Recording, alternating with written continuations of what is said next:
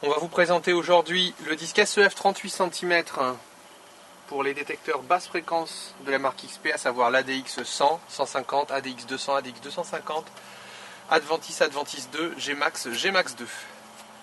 Donc le disque mesure 38 cm, c'est la technologie SEF, une forme bien particulière en forme de papillon.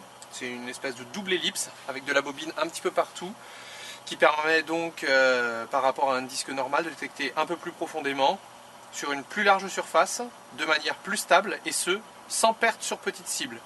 Alors on constate tout de suite une excellente qualité de fabrication. Le protège-disque est inclus. La connectique est protégée. Le câble est de très bonne qualité. On reconnaît une belle petite connectique ici. Les plastiques utilisés sont d'excellente qualité. Et surtout, regardez, les pattes de fixation ici assurent un parfait maintien du disque. Il ne tremblera pas, parce que comparé à d'autres pattes de maintien, qui sont beaucoup plus étroites, vous voyez, et qui peuvent donc casser quelquefois. Ça, c'est une patte de disque d'un disque d'une autre marque, et ça peut casser.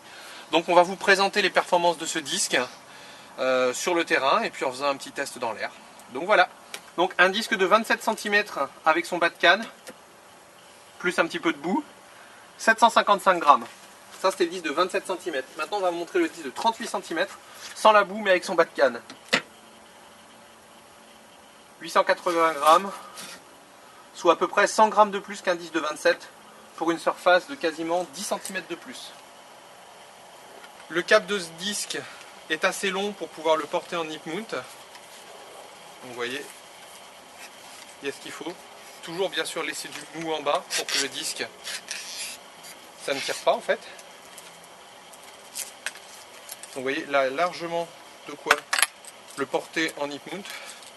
Même si encore une fois, des disques qu'on porte en hip mount ont une durée de vie légèrement inférieure, car en fait, on tire souvent sur la connectique. Ici, pas de souci, elle se met parfaitement. Mais bon, à force de porter en hip mount, ça tire généralement là-dessus et c'est pas bon, et votre disque dure beaucoup moins longtemps. Donc ce qu'on recommande de faire, c'est de faire un anneau généralement, si vous le portez en hip mount, pour pas que ça tire là, mais que ça tire peut-être sur le crochet de l'anneau. Donc on va vous montrer ça. On allume notre Gmax 2. On va faire sonner un petit peu le fer. Comme d'habitude, une fois que vous montrez qu'il y a des ferreux. Comme d'habitude, les ferreux sont là.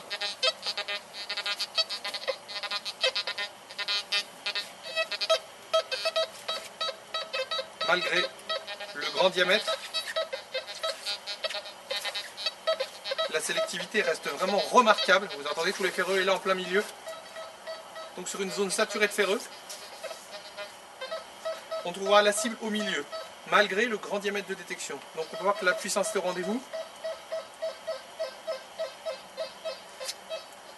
Ça, c'est un double tournoi. On va continuer.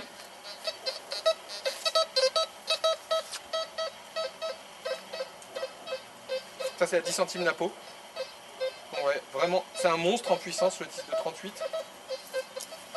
Et surtout, il demeure très stable. Alors maintenant, on va couper les ferreux.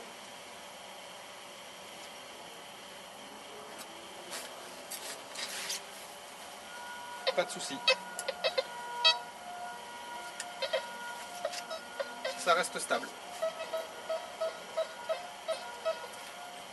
Donc le disque est très léger, très maniable à utiliser.